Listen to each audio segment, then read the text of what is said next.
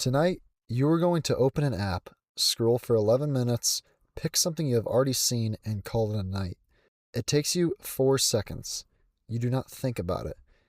But there was a moment, a very specific moment, when the app almost did not exist. When the company that could have built it chose not to. When the executives in the room looked at the future, understood exactly what it was, and decided it was not worth their time. That company was Blockbuster. And this is not a story about a dinosaur that could not adapt. This is a story about a company that had every single tool it needed to win and systematically dismantled each one. You have heard the headline, Blockbuster went bankrupt in 2010, Netflix killed it, David slew Goliath. Innovation wins, the end. That story is wrong. Or rather, it is so incomplete that it functions as a lie. Because the actual history of Blockbuster versus Netflix is not a story about a slow incumbent failing to see a faster competitor. It is a story about a company that saw the threat clearly, built a weapon capable of destroying it, and then had that weapon taken away by the people who were supposed to be protecting it. Let's go back to 1985. David Cook opens the first Blockbuster in Dallas, Texas. The concept is simple. Video rental exists, but it is fragmented. Small mom-and-pop stores with limited inventory, inconsistent hours, and a back room you probably should not let your kids wander into. Cook's insight is retail standardization. Bright lights, wide aisles, family-friendly, massive inventory, every title you could want in stock tonight. By 1988, Blockbuster has 400 locations. By 92, it has over 2,000. By the late 1990s, it is operating more than 9,000 stores across the United States and pulling over $6 billion in annual revenue. At its peak, Blockbuster is opening a new store somewhere in the world every 17 hours. This is not a weak company. This is not a company caught napping. This is one of the most aggressively scaled retail operations in American history. Now, you need to understand one specific number. In 1999, Blockbuster generated approximately $800 million in late fees only. That is not total revenue, that is just late fees.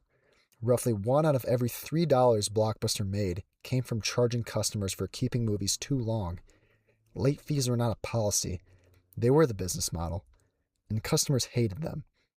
Research from that era consistently showed that late fee frustration was the single biggest complaint about the video rental experience. People felt punished for being human, for forgetting busy, for having a life. Reed Hastings, the co-founder of Netflix, has told a version of this story many times. He returned a copy of Apollo 13 6 weeks late and owed Blockbuster $40 in late fees. He was embarrassed. He felt nickeled and dimed by a company he was already paying to use. That experience, that specific emotional texture of being punished by a company for being a customer, became the founding philosophy of Netflix. No late fees, watch it when you want it, return it when you are ready. Netflix launched in 1998 as a DVD by mail service. You went online, built a queue, received discs in the mail, watched them, mailed them back, received the next ones. It was slower than walking into a store. It had a smaller selection.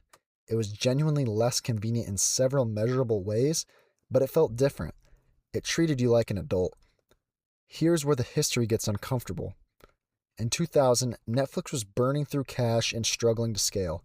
Reed Hastings flew to Dallas and offered to sell Netflix to Blockbuster for $50 million. He proposed a partnership. Netflix would run Blockbuster's online operation. Blockbuster would drive traffic through its stores. The Blockbuster executives laughed him out of the room.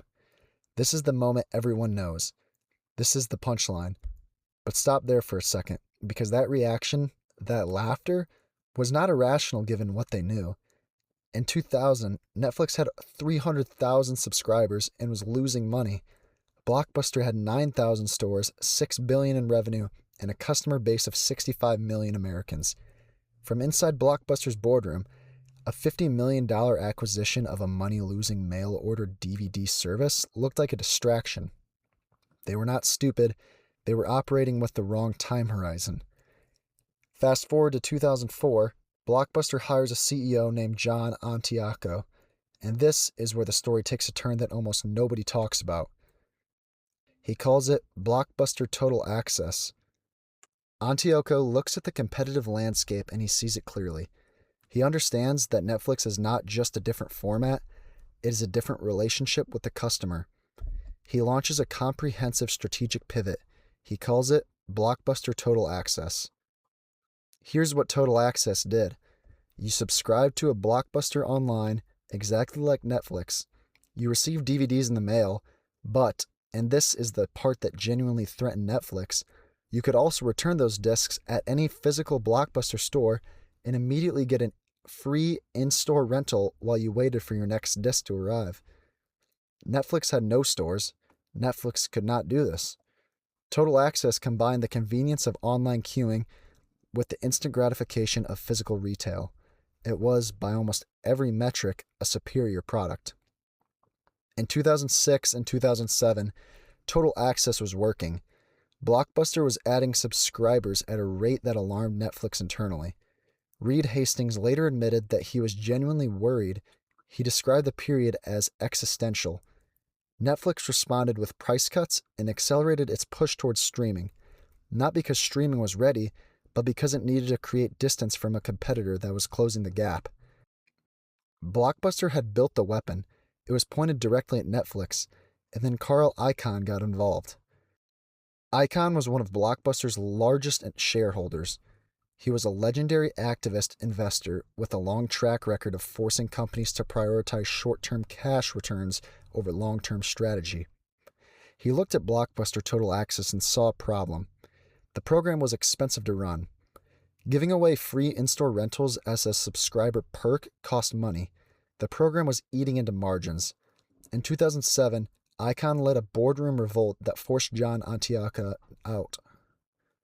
Antioco's replacement was Jim Keyes, who had previously run 7-Eleven.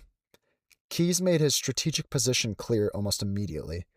He told an interviewer in 2008 that he did not see Netflix as a threat. He said, and this is a real quote, that he was not sure Netflix's customers even knew what they were signing up for. Total Access was defunded. The online subscriber acquisition push was stopped. Blockbuster refocused on its stores. In 2010, Blockbuster filed for bankruptcy. Netflix, by that point, had over 20 million subscribers and was accelerating towards streaming dominance. You need to sit with what actually happened here. Blockbuster did not fail because its executives were asleep. It failed because a short-term financial incentive, the $800 million in late fees, the pressure to protect quarterly margins, the activist shareholder demanding cash, overrode every correct strategic instinct the company had. Researcher and professor Clayton Christensen spent decades studying this exact pattern. He called it the innovator's dilemma. The core insight is this: successful companies are often destroyed not by bad decisions, but by rational decisions. Decisions that make perfect sense given how the company is currently measured. Protecting late fee revenue was rational. Cutting a money-losing subscriber acquisition program was rational. Listening to your largest shareholder was rational. Every individual decision was defensible. The sequence of those decisions was fatal. There's a behavioral economics concept called loss aversion, developed by Daniel Kahneman and Amos Tversky, that helps explain the psychology inside Blockbuster's boardroom. Humans, and the organizations they built, weight potential losses roughly twice as heavily as equivalent potential gains. The certain loss of $800 million in late fee revenue felt far more threatening than the uncertain gain of winning a subscription war against a startup. So the company protected what it had, even as what it had was becoming worthless. And there is something even more uncomfortable beneath all of this. The Blockbuster story is frequently told as a triumph of innovation over inertia.